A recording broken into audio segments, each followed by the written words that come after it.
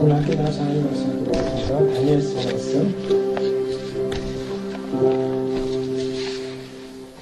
12장 말씀 1절로 14절까지 4절까지 말씀을 함께 살펴보겠습니다. 인류 역사 마지막 정화 끝의 예언과 제자의 영원한 영광이라는 제목으로 함께 오늘 하나님 주신 은혜의 말씀 함께 나누기 바랍니다.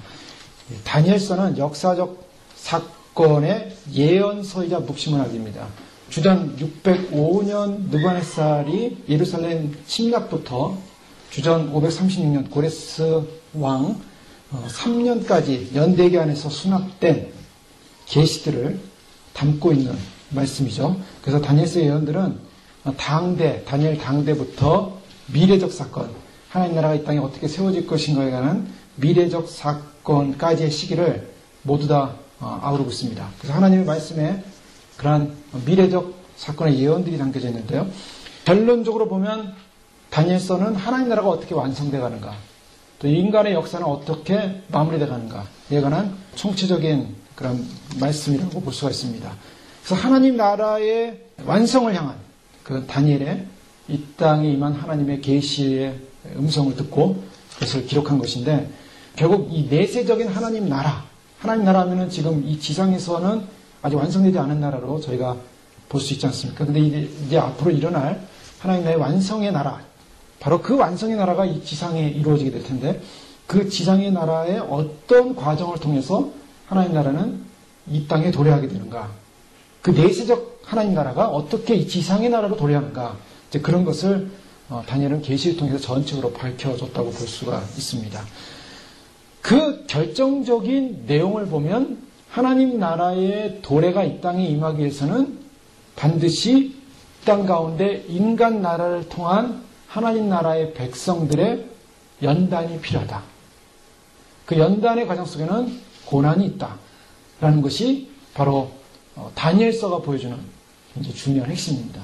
즉 하나님 나라의 이 땅의 지상적 도래가 임하기 위해서는 반드시 지상 나라를 통한 믿는 성도들의 연단과 고난을 통해서 그것이 이루어지는데, 그 연단과 고난을 통한 하나님 나라의 이 땅의 도래는 어떻게 가능한가?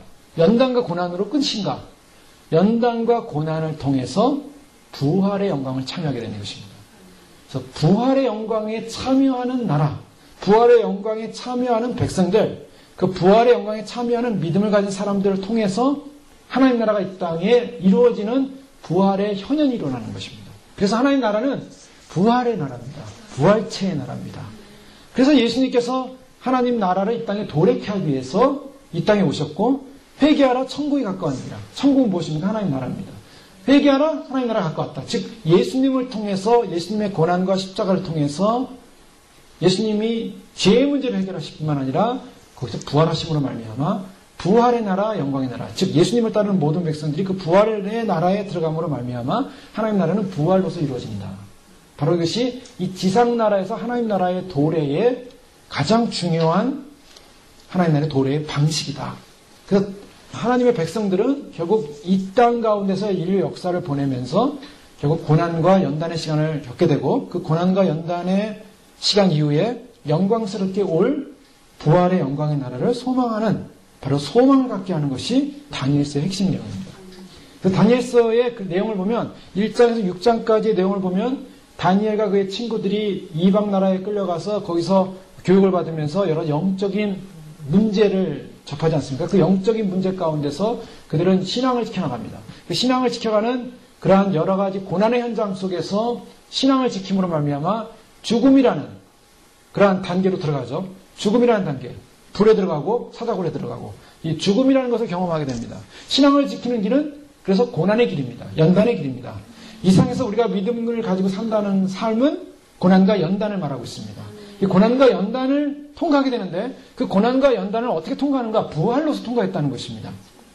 그래서 그들의 개인적인 삶을 보면 그들이 끝까지 믿음을 지킴으로 말미암아 그 고난 속에서, 불 속에서, 사자굴 속에서 주님께서 살리시는 부활의 영광을 체험한 것입니다. 산 부활의 영광을 체험한 것이에요. 그 개인적으로 보면은 그들이 개인적으로 죽지 않고 부활을 경험하는 사건이 먼저 일어나게 되는 것을 보게 됩니다. 그래서 6장까지의 말씀이 그렇게 진행되다가 7장 이후의 말씀으로 가면 역사적인 사건으로 인해서 점점 공동체적인 그러한 미래적 상황이 나오고 있습니다. 그래서 미래적 예언과 계시가 나오고 있죠. 그 미래적 예언과 계시는 하나님 나라는 지상에 일어나는 각 나라들의 각축장인데 각축장의 나라들이 중심을 잡는 것 같지만 그러나 결과론적으로는 그 지상의 각축장의 나라들은 다 사라질 것이고 오직 하나님의 나라가 완전하게 도래할 것이다 라는 그러한 메시지를 주면서 그 지상에서의 각 각축장들의 사람들의 모습, 그 나라들의 모습이 어떤가? 그 나라들의 모습은 서로 싸우고 경쟁하고 그리고 서로 짓밟고 그 가운데서 가장 강렬한 짓밟는 존재가 마지막에 나타나서 그 마지막 작은 뿔이라는 존재, 그 자가 전 세계를 장악하고 그리고 하나님의 백성들을 핍박하는 존재로 등장하게 되는 것이죠. 그래서 그 하나님의 백성들을 핍박함으로 말미암아 결국 하나님의 백성은 마지막 날까지, 끝날까지 핍박을 당합니다. 그래서 핍박을 당하는데 어디까지 핍박을 당하냐면 끝날까지 성도들의 권세가 다 깨어질 때까지, 즉 성도들이 끝날 때까지, 성도들이 다 죽을 때까지 핍박을 한다는 거예요. 엄청난 핍박과 엄청난 고난이 예비되고 있다는 것입니다. 그런데 거기서 역사가 끝난다면 믿는 성도는 실패자처럼 보이죠. 믿는 성도는 이 땅에서 권력과 세력 앞에서 무너지는 존재처럼 보이겠죠. 믿는 교회들은 아무런 능력 없는 존재처럼 보이겠죠. 그러나 거기서 역사가 끝나는 것이 아니라 바로 그 죽음 뒤에 마지막까지 고난당하는 고난 뒤에 오는 그리스도의 영광스러운 부활의 나라가 있기 때문에 그 부활의 나라에서 완성된다는 것입니다. 이 대역전의 드라마가 일어납니다. 개인적으로는 1장에서 6장까지는 개인적인 신앙의 삶 속에는 역전이 일어납니다. 그래서 고난 속에서 주님이 극적인 도움을 통해 가지고 불 속에서 구원해 주시고 사자굴 속에서 사자들의 입을 막으셔서 구원해 주시고 이런 역사적인 그런 구원의 기적을 체험합니다. 그런데 이스라엘 역사와 세계 역사의 마지막에는 이런 구원의 기적이 없습니다. 구원의 기적이 현실적으로 드러나지 않고 어떻게 드러납니까? 그 구원의 기적이 죽음으로 끝났는데 죽음 이후에 다시 주님께서 죽은 이후에 부활을, 즉 다음 세대, 즉 내세 하나님 나라에서 부활체로 세움으로 말미암아 기적을 일으키고 그 부활체의 생명의 나라가 이 땅에 오므로 말미암아 결국에는 세상의 나라가 이긴 것 같았는데 최종적으로는 부활체의 나라가 이겼다라는 것을 증거하고 세상 나라는 무너지게 되는 것입니다. 바로 이러한 것들이 성경에 다니엘서를 통해서 계속 증거되고 있는 것이죠. 다니엘 2장에 보면 그래서 느부갓네살 왕이 꿈을 보면 4개의 인간 나라, 인간 제국들이 등장하지 않습니까? 이 4개의 제국들이 등장할 때 하늘로부터 사람의 손으로 만들지 않은, 사람의 손으로 깎이지 않은 그런 뜨인들이 와가지고 인간의 나라, 지상 나라를 무너뜨리죠. 산산조각내죠. 그래서 하나님 나라가 오게 됩니다. 근데 여기에는 하나님 나라가 도래하는 뜨인들이 오는 상황 속에서는 바로 성도들의 고난의 묵시가 나오지가 않습니다. 그러나 7장에 보면 네 짐승의 나라들이 나와가지고 짐승들이 서로 나오면서 싸우게 되죠. 그런데 그 짐승 가운데 작은 뿔에서 나온 그 짐승 하나가 결국 작은 뿔에서 나온 그 자가 초월적인 힘과 또한 능력을 가지고 믿는 자들을 핍박하고 믿는 자들을 고통을 주는 그런 일을 하게 된 것을 보게 됩니다. 또 8장에서도 마찬가지입니다. 8장에서도 작은 뿔이 결국 다른 작은 뿔이죠. 그 다른 작은 뿔이 나와서 하늘 군대의 일부까지도 그가 이기고 자신이 하늘의 군대의 총사령관과 겨루 싸우는, 그러면서 자신을 높이고자 하는 그런 왕자 존대의 하나님을 결국 우습게 여기고 자기가 최고의 존귀를 갖고자 하는 그런 신적인 권능에 하나님에 도전하는 그러한 모습을 보게 됩니다. 그러면서 영적인 개념이죠. 그러면서 지상계에서는 매일 드리던 희생의 제사를 폐지하고 거룩한 성소를 유린하고 그리고 많은 사람들을 결국 성소에서 짓밟고 죽이게 되는 그러한 대환란의 주도권자로 등장하는 것을 보게 됩니다. 또 9장에서 가서는 이스라엘 백성들이 결국 고토로 이제 귀환을 하고 허락을 받는데 고토로 귀환을 해서 하나님 나라가 언제 완성될 것인가, 이제 그 시점이 나오고 있습니다. 그 다니엘서의 가장 중요한 핵심 계시의 내용이라고 보면 시점이라고 볼 수 있죠. 그래서 하나님 나라가 언제 완성되는가, 그들이 고토로 돌아가서 성전을 재건하기 시작하고 그 다음에 7일에가 지내고 거기서 또 62일에가 지남으로 말미암아 기름 부은 반자가 끊어질 것이다, 즉 메시아가 죽는다라는 69일의 예언이 나오고 그 다음에 긴 공백이 생기죠. 공백이 생깁니다. 많은 사람들이, 학자들이 그 공백을 무시하기도 하지만 그 말씀 속에서 보면 메시아가 끊어지고 장차 오는 그가 한 일에 동안 언약을 세워서 결국 환란의 마지막에 대환란의 주도권자로 적그리스도로 등장하는, 그래서 그 계약의 중간에서 그럼 뭘 합니까? 중간에서 계약을 파기하고 그리고 자기가 높은 자다. 자기가 굉장한 자다. 즉 적그리스도는 어떤 자인가? 적그리스도는 언약을 깨는 자입니다. 적그리스도는 하나님의 백성과 맺었던 언약, 계약을 깨는 자예요. 그래서 결국 배도 현상이 일어난다는 것이 뭔가? 마지막 때 배도 현상이라는 것은 약속을 깨는 자여 적그리스도의 영들입니다. 하나님을 잘 믿다가 삐딱한 길을 가는 사람들, 배도 영을 받은 사람들이에요. 그러니까 저희는 그 신앙이라는 것은 끝까지 가봐야 한다는 것입니다. 신앙생활을 잘 하다가 잘 믿는 것 같는데 끝에 가서 자기의 영광을 드러내고 자기 이름을 드러내고 하나님의 영광보다는 자기의 욕심과 정욕에 빠져서 자기의 왕국을 건설한다면 그것은 배도자예요. 오늘날 그런 영적인 혼란들이 너무나 많습니다. 하나님의 성령의 은혜를 받고 성령으로 시작했다가 완전히 육체의 일로 빠지고 귀신의 일로 빠지고 사단의 일로 빠지는 그러한 미혹의 사태들이 오늘날 일어나는 걸 보게 돼요. 그래서 결국 배도자는 뭔가?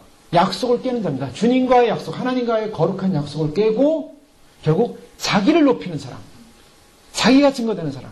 근데 적그리스도는 어떤 자인가? 이미 저희가 11장에 살펴봤듯이 적그리스도의 영이 나타나는 가장 특징은 뭐냐면 적그리스도의 영은 물질과 관련되어 있습니다. 돈과 관련되어 있어요. 그래서 육령의 표가 그래서 돈과 연관되어 있는 거예요. 매매, 돈, 경제. 명기신화는 모든 바벨론 문화의 핵심은 뭡니까? 사치입니다. 돈입니다. 그래서 경제입니다. 결국 마지막 때 나타나는 적그리스도의 영의 특징은 뭔가? 그것은 물질이 있어요. 이게 물질 우상, 그 새로운 신, 바알신을 섬긴다는 것입니다. 그래서 오늘날 많은 믿음의 사람들이 마지막 때를 산다고 하면서 마지막 때를 산다고 하는데 결론이 물질이다. 결론이 돈이다. 결론이 물질의 복을 받을 것이다. 이거 적그리스도의 영의 영향을 받는 것입니다. 틀림없습니다. 주님은요, 우리가 성경 말씀을 통해서 성도들이 마지막까지 싸워 승리하게 되는데 마지막까지 싸워 승리하는 건 죽음으로 부활하는 거예요. 환란 시대는. 그런데 앞에 나왔던 예표들, 다니엘이나 다니엘의 세 친구가 불 가운데서 살아나고 사자굴에서 해서 살아나는 그런 삶의 부활을 체험하지 않습니까? 그래서 분명한 것은 환란의 전에 미리 산 순교의 삶을 사는 사람들에게 산 부활의 역사를 일으킵니다. 그것이 바로 주님께서 지난주에 살펴봤던 것처럼 예수님 재림하실 때 바로 죽은 자가 먼저 일어나는 부활이 일어나고 그때 살아있는 우리도 변형된다. 즉 살아서 구원받는, 살아서 부활하는 거예요. 살아서 첫째 부활에 참여하는 것, 그게 휴거 사건으로 우리가 해석하지 않습니까? 들림 사건, 살아서 휴거되는 것. 이 사람들은 바로 첫 부활에 참여하는 사람들입니다. 이 첩벌에 참여하는 사람들이나 아니면 그 첩벌에 참여하지 못하고 환란시대의 유대인의 환란시대를 통해서 순교를 통해서 결국 영적인 승리를 얻는 사람들이나 다 어떤 모습이냐면 그들 모두가 이 땅에서의 모든 세상적인 권세와 명예를 가진 자들로부터 핍박을 당하고 어려움을 당하고 고통을 당하고 결국에는 어떻게 됩니까? 다 성도의 권세가 깨어진다는 거예요. 그는 세상의 권세를 가지고 그들과 싸워 이기는 권세가 아닙니다. 그게 개념이 다르죠. 영적인 개념으로 승리해야 되기 때문에 세상적인 물질적 개념으로 우리가 싸우는 것이 아닙니다. 그런 의미에서 오늘날 적그리스도의 모습은 바로 계약을, 약속을, 언약을 깨는 자다. 바로 약속의 언약을 깨는 것. 바로 이제 그러므로 말미암아 겨우 적그리스도가 등장해서 멸망에 가정한 것을 성전에 세우고 자기가 신이라고 하고 자기를 경배하라고 하고 이러한 모든 상황을 놓고 이스라엘 백성들을 핍박하게 됩니다. 그래서 이스라엘 백성들이 고난을 당하는데 이스라엘 백성들이 이 고난을 야곱의 환란이라고 성경은 말하고 있습니다. 그러나 그 야곱의 환란을 통해서 그들은 결국 새로운 부활, 새로운 언약을 소망하게 되는 것이죠. 그래서 오늘 다니엘서 12장의 그 말씀은 부활의 영광을 소망케 하는 메시지, 부활의 영광을 소망케 하는 메시지로 결론이 내어지고 있습니다. 다니엘서의 결론은 결국 부활의 영광입니다. 이 부활의 영광이 있기 위해서 먼저 전제되는 것이 있다 그랬죠? 전제되는 것이 무엇입니까? 환란이라고 했습니다. 고난이라고 했습니다. 그래서 12장 1절에 바로 그 환란이 나오죠. 12장 1절 좀 같이 한번 읽어보시겠습니까? 환란이 있을 것이다. 근데 이 환란이 어떤 환란이라고 했습니까? 개국 이래로 없던 환란. 자, 이 개국이라는 것은 이스라엘 역사에 없는 환란이라는 것입니다. 이것이 대환란이에요. 지금 생각을 해보십시오. 그동안 유대인들이 당해왔던 환란은 어떤 환란이었겠습니까? 그것도 굉장히 극심한 환란이었겠죠. 민족적으로, 역사적으로 유대인들은 참 불행한, 물론 축복받았다고 우리가 보지만 민족적으로 보면, 역사 나라적으로 보면 불행한 나라입니다. 얼마나 고통을 많이 당했습니까? 하나님을 버린 대가가 뭔가, 하나님이 선택한 그 선택이 얼마나 축복인가. 근데 2000년을 넘게 버려진 대가를 치러야 됐어요. 근데 그 버린 대가를 치르면서 우리가 볼 때 참 유대인들 불쌍하다. 근데 그 유대인들이 마지막 때 구원받기 위해서 대환란 속의 적그리스도 앞에서 믿음을 지켜야 됩니다. 그래서 오늘 다니엘서 말씀의 내용은, 핵심 내용은 사실 유대인들에게 초점이 맞춰져 있어요. 그래서 이런 관점에서 성경을 볼 때 환란의 시대는 누구의 시대냐? 환란의 시대는 이방인의 시대가 아니라 이 말씀드린 대로 유대인의 시대인 것입니다. 유대인의 시대예요. 유대인은 어떤 시대인가? 유대인이 구원받기 위해서 환란당하는 시대입니다. 그래서 그 이스라엘을 호위하는, 그때 내 민족을 호위하는, 즉 이 이스라엘의 군장이 누군가, 이스라엘을 호위하는 장군이 누군가, 바로 미가엘 천사장입니다. 저희가 바사구 천사장이 있었고, 또 인자가 그 바사구 천사장과 잠깐 머물면서 싸우는, 나중에 미가엘 통해서 싸우게 되고, 그 다음에 또 그 다음 헬라구 천사장이 오고, 뭐 그런 과정에서 하나님의 천사장은 누구라 그랬습니까? 인자가 나와 함께 끝까지 싸워서 이기는 천사장은 미가엘밖에 없다. 즉 미가엘이 이스라엘의 하나님의 천사장이에요. 천군장입니다. 구체적으로 성경에 언급되는 하나님 나라의 천군장은 미가엘이에요. 미가엘이 예수님의 모든 권세 능력을 위임받아서 천군을 이끌고 영적 전쟁의 마지막 전쟁을 하는데요. 그 영적 전쟁의 마지막 전쟁에 일어날 때 바로 이 지상에서는 어떤 현상이 일어나는가? 지상에서는 바로 믿는 자의 환란이 시작된다는 것입니다. 그래서 내 민족을 호위하는 대군 미가엘이 일어날 때 큰 환란, 또 환란이 있으리니 이는 개국이로 이때까지 없던 환란일 것이며 그때 내 백성 중 무릇책에 기록된 모든 자가 구원을 얻을 것이다. 자, 환란이 있는데요. 자, 환란과 더불어서 그 다음에 나오는 결과가 뭡니까? 백성이 구원을 받는데요. 자, 이것이 이 성경에서 말하는 역설입니다. 환란에서 백성이 구원을 받는다는 거예요. 바로 이것이 선환란, 선고난 후 구원입니다. 예수님의 생애는 무엇이었습니까? 환란이었어요. 그 예수님의 생애는 고난 가운데 있었습니다. 예수님은 머리 둘 곳이 없었습니다. 사람들로부터 조롱당했습니다. 무시당했습니다. 그런데 그러한 그 결론이 뭔가? 편안하게 쉬지도 못하고 예수님께서는 젊은 나이에 십자가형에 돌아가셨어요. 비참하게. 그리고 제자들마저도 다 배신하고, 잠시적인 배신이었죠. 그러나 어쨌든 배신을 당했고, 제자들로부터, 한 제자로부터는 완전한 배신을 당했고, 다른 제자들 다 도망갔습니다. 근데 그런 상황 속에서 외롭게 혼자 주님의 주신 그 길을 걸어갔어요. 이게 환란이고 고난입니다. 오늘날 저희가 주의 오심을 준비하면서 무엇이 환란일까? 무엇이 환란이겠습니까? 남들이 뭐라 해도 주님의 약속을 믿고 그 약속을 의지해서 묵묵히 믿음의 길을 걸어가는 것이 사실 영적으로 볼 때 환란의 싸움인 것입니다. 이건 환란이 있는 거예요, 사실. 우리 마음에 얼마나 수많은 갈등이 있겠습니까? 주님을 배신하고자, 주님을 떠나고자, 주님의 약속을 버리고자 하는 유혹이 있을 수도 있죠. 환경이나 조건이나 상황을 통해서 주변에 수많은 사람들이 예수님을 믿고 따르는 것에 대해서 얼마나 비난할 수 있지 않겠습니까? 근데 예수님을 믿고 따를 때 유별나게 믿고 따라요. 뭘 유별납니까? 주님을 유별나게 사랑해요. 그래서 주님은 내 사랑, 내 신랑 대신 주님 맞이하기 위해서 신부가 되겠다는 겁니다. 그래서 주님 오심을 사랑하는 거예요. 기다리는 겁니다. 신부니까 기다리죠. 그러니까 안 기다리면 뭡니까? 신부가 아니에요. 안 기다리면 신부가 아니에요. 왜? 신부가 아닌데 무슨 신랑을 기다립니까?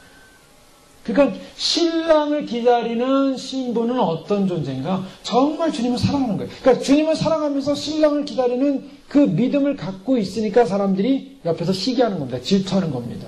그렇지 않습니까?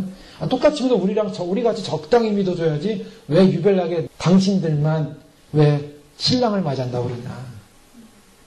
왜 유별나게 왜 우리한테도 신랑이 원하는데 그래서 저희가 아가서 보면 술라미 여인을 시기하는 그러한 예루살렘 여인들이 나오지 않습니까?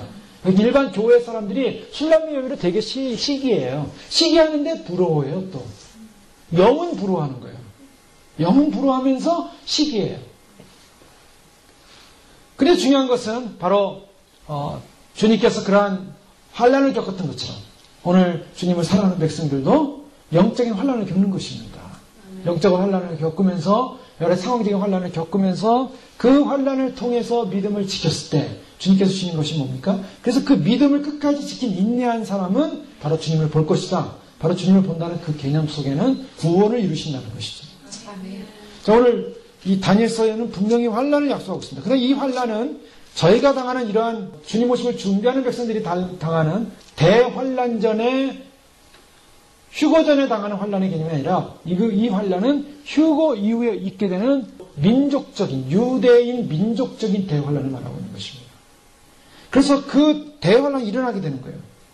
개국 이래로 이때까지 어떤 환난일 것이며 그때 내 백성 중 무릇 책에 기록된 모든 자가 구원을 얻을 것이라. 자, 여기서 중요한 것은 환난 속에 구원을 받는 자가 누군가? 그것은 바로 선택된 백성들이라는 것입니다. 그래서 선택받는 게 중요한 거예요. 여기서 그 선택의 교리가 중요합니다. 제한 구원론입니다. 선택 구원론입니다. 모든 자를 다 선택하는 게 아니에요. 생명책에 이름이 기록된 사람들이 구원받는다는 것입니다. 그런데 생명책에 이름이 기록됐는데 어떤 사람들은 이미 기록된 선택이 됐음에도 불구하고 여기서 이제 칼빈주의가 흔들리는 거예요. 예정이 되어 있지만 이 예정적 사실은 구원에 대해서 탈락할 수 있다는 것입니다. 자, 이 말이 이해가 되실지 모르겠는데요. 성경에 그런 근거들이 다 나와 있습니다.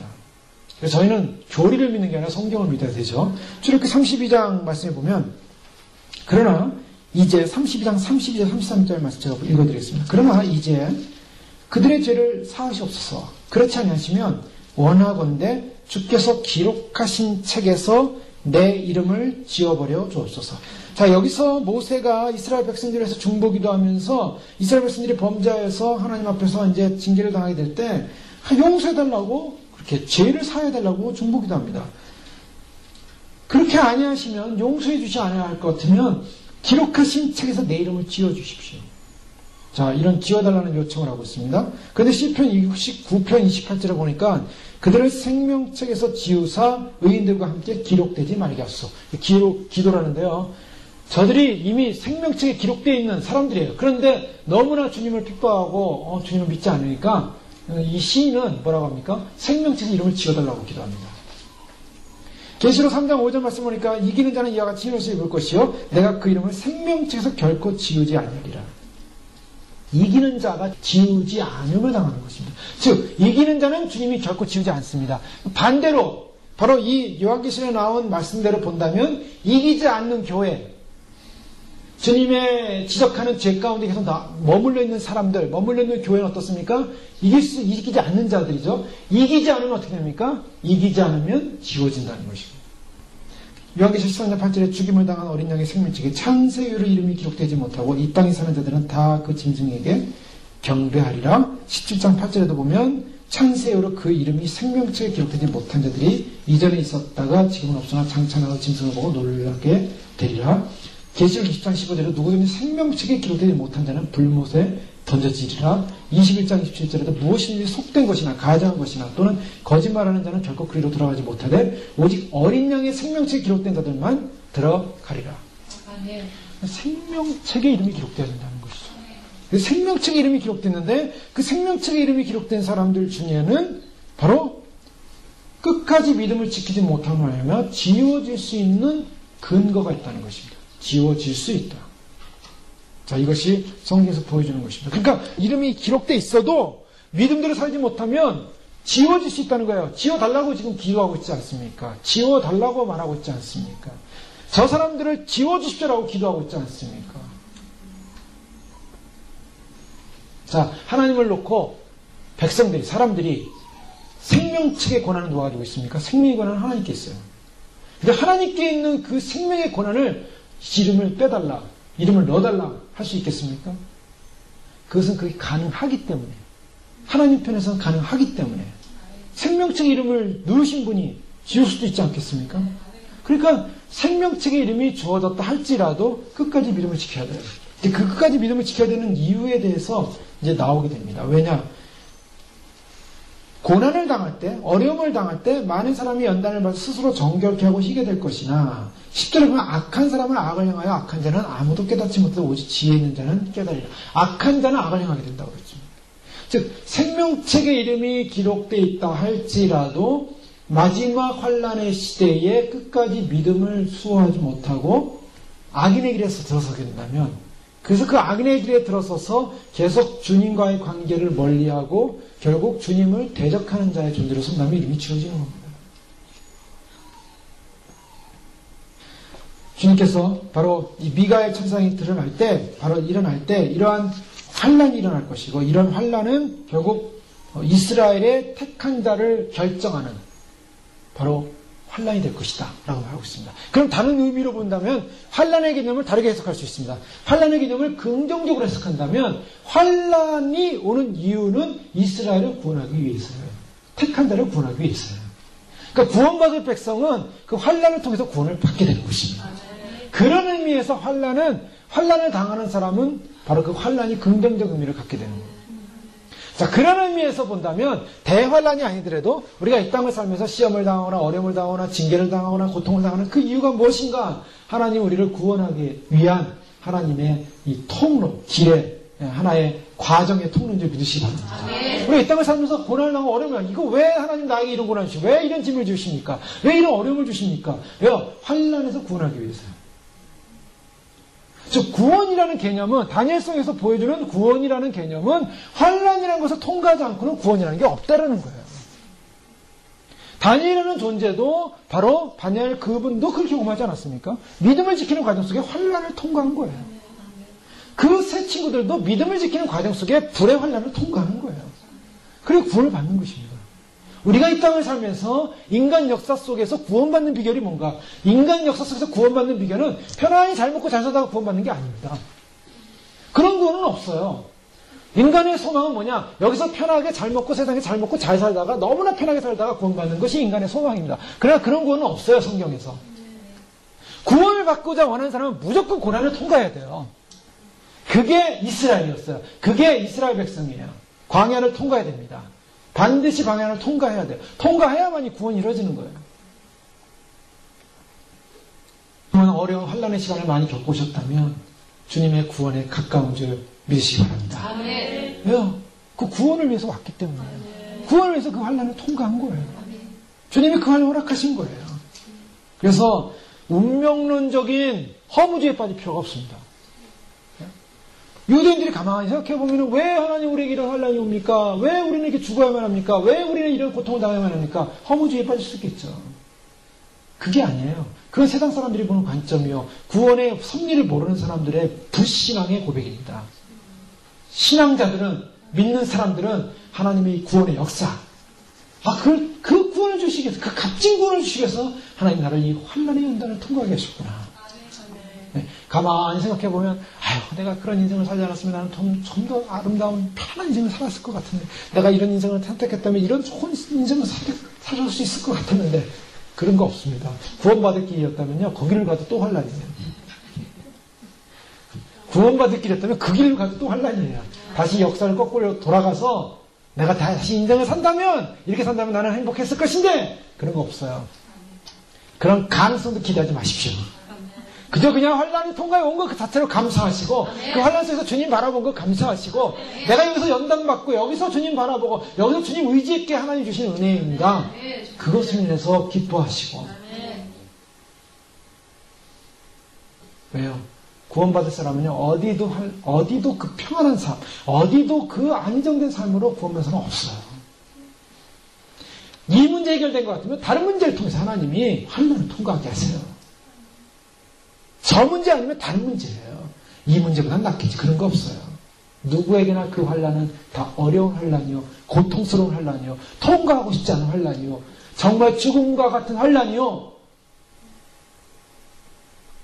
그러나 주님께서 나에게 주신 이 환란을 기쁨으로, 감사함으로 제가 감당하겠습니다. 자, 그 원리가 바로 마지막 시대도 해당되는 거예요. 유대인에게 해당됩니다. 자, 유대인에게 마지막 구원을 주시기 위해서 주님께서 그 대환란을 통과하게 하는 거예요. 그러니 그 환란의 주체자는 누굽니까? 미가엘이에요. 하나님의 사람이에요. 하나님의 천사단이에요. 환란의 주체자는 누굽니까? 바로 그것은 원수 사단 마귀가 아니라 하나님이 허락하신 거예요. 그 환란을 통해서 연단시키기 위해서. 그러지 않고는 그 하늘나라의 영광스러운 부여와 영광과 축복을 누리기에 누릴 수 없기에. 근데 그 환란을 거부하는 사람이 있습니다. 환란을 거부하고 세상에서 편하게 살기를 결정하는 거예요. 자, 그것이 어디 갈까? 하나님의 환란을 거부하고 편하게 살기를 결정하는 것. 즉, 하나님을 떠나는 겁니다. 자, 하나님을 떠나면 편해요. 세상 살기에는. 예배 안 드려도 되죠. 고통 안 당해도 되죠. 육류표 마음대로 받고 마음대로 편하게 살죠. 무슨 적그리스도 시대에 뭐 고난당할 게 있습니까? 죽음당할 게 있습니까?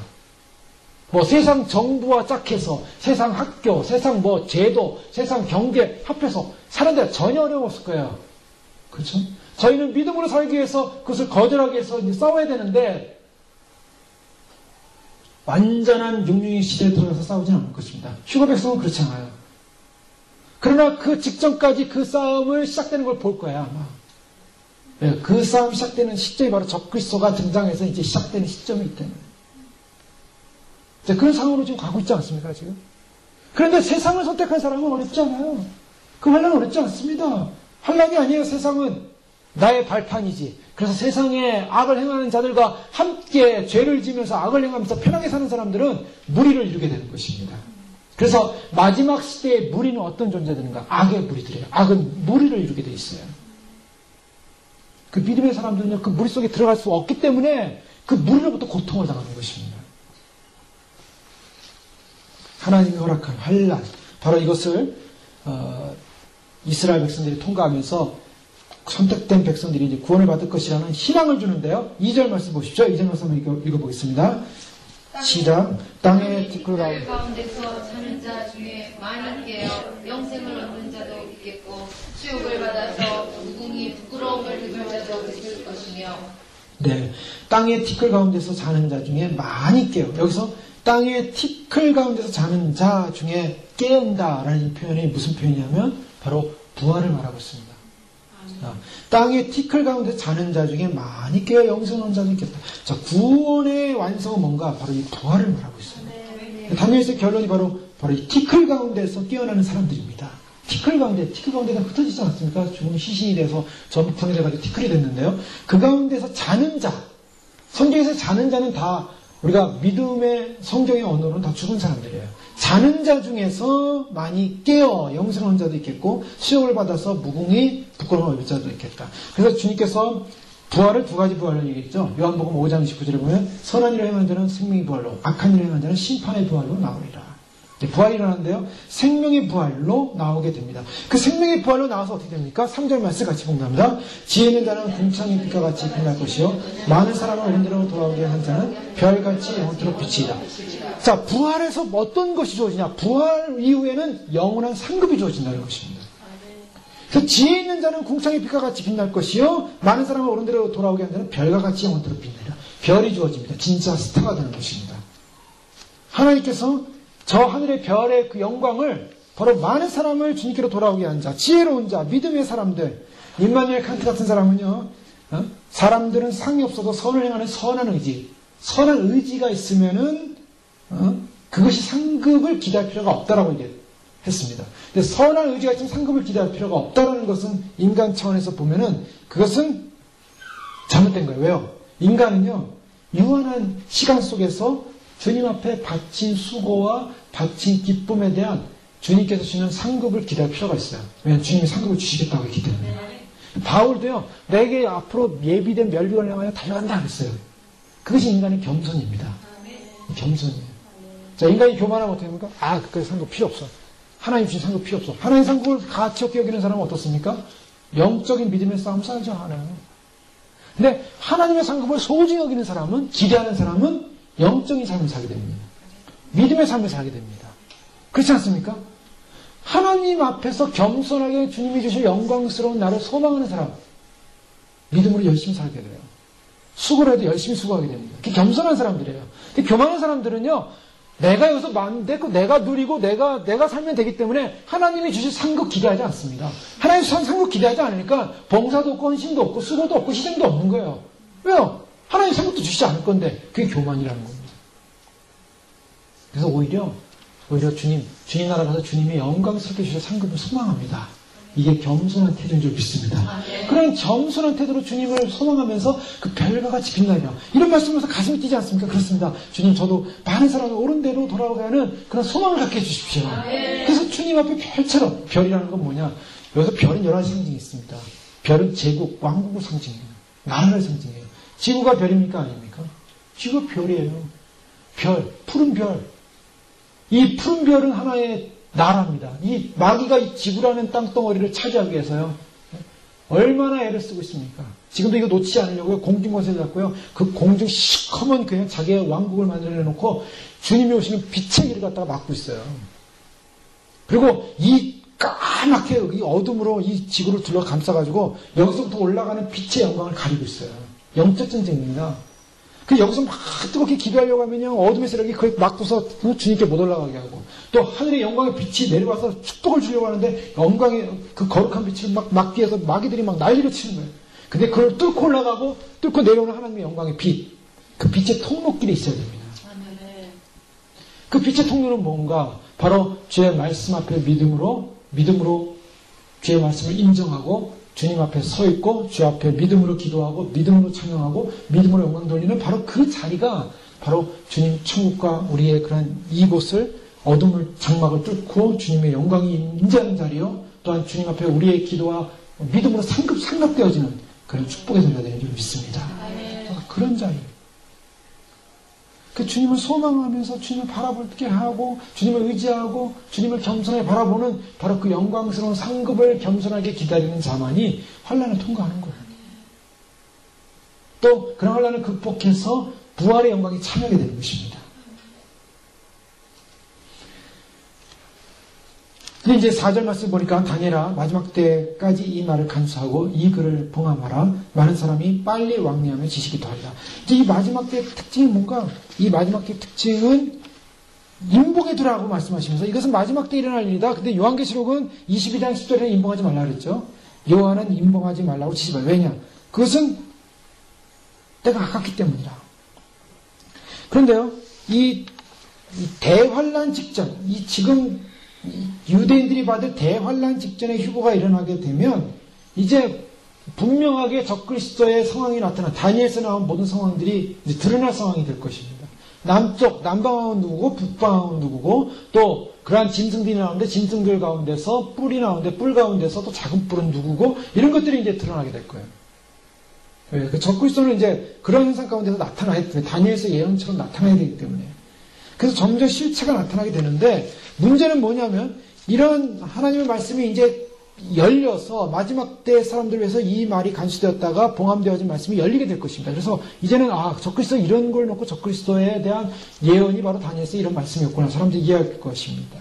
더 나아가서 많은 사람이 빨리 왕래하며 지식이 더하리라. 여기서 빨리 왕래하며 지식이 더한다라는 이 표현은요, 빨리 왕래한다는 이 표현은 아모스서에 나오는 하나님의 사람들이 말씀을 얻지 못해서 말씀을 구하려고 빨리 왕래한다는 용어와 똑같은 용어로 쓰이고 있습니다. 자, 이 빨리 왕래한다는 것은 이 마지막 때의 증상이 어떤 증상이냐? 마지막 때 말씀을 듣고자 하는 갈급함, 갈망함, 그런 사건이 일어난다는 거예요. 자, 이것은 긍정적입니다. 부정적인 요소도 있지만 긍정적인 요소는 뭐냐? 아모스 8장 12절 13절 말씀에 보면 주 여호와께서 가라사대 보라 날이 이를지라 내가 기근을 땅에 보내리니 양식이 없어 주림이 아니요 물이 없어 가람이 아니요 여호와의 말씀을 듣지 못하는 기갈이라. 사람이 이 바다에서 저 바다까지 북에서 동까지 비틀거리며 여호와의 말씀을 구하려고 달려 왕래하되 얻지 못하리니. 자, 지금은 그래도 이 말씀이 막 증거되고 전파되고 있죠. 그러나 이제 환란 시대가 되면 이제 말씀을 들을 기회가 없게 될 것입니다. 정말 주의 말씀을 증거했던 믿음의 사람들, 마지막 때를 외쳤던 사람들이 사라지게 되고요. 또 이제는 정말 하나님으로부터 영적인 인도를 받는 믿음의 사람들에 의해서 말씀이 증거될 텐데 공식적으로 증거될 수 없고 공식적으로 전파될 수 없고 이제 그런 시대가 오면 사람들은 영적인 갈급함 때문에 그 말씀을 찾고자 이제 바다를 뛰어넘어가고 북에서 동으로 비틀거리며 여호와의 말씀을 구해 영적인 상황을 말하고 있죠. 달려 왕래하되 이 달려 왕래한다는 이 표현이 빨리 왕래할 것이다. 그 말씀을 받기 위해서 그렇게 이제 달려가는 그런 시대가 오게 되는데 바로 이것이 그럼에도 불구하고 얻지 못하는 시대. 지금 뭡니까? 하나님의 말씀을 얻지 못하는 건 영이 살지 못한다는 것입니다. 영이 죽는다는 거예요. 즉 환난의 시대는요, 긍휼이 끊어지는 시대라는 겁니다. 이게 분명한 사실이에요. 환난 전에 주님께서 오셔서 휴거를 주시기 위해서, 구원을 주시기 위해서 오늘 마지막 메시지가 전해지고 있는 바로 이 시점만이 긍휼의 시대라는 거예요. 자, 왜 그런가요? 은혜의 시대, 교회의 시대는 긍휼의 시대예요. 그래서 우리가 의롭지 못하지만 무엇으로 구원을 받습니까? 무엇으로 의롭다는 칭을 받습니까? 주님의 은혜로. 주님의 은혜로 구원받는다 그래요. 은혜로 우리가 인칭받았다 그럽니다.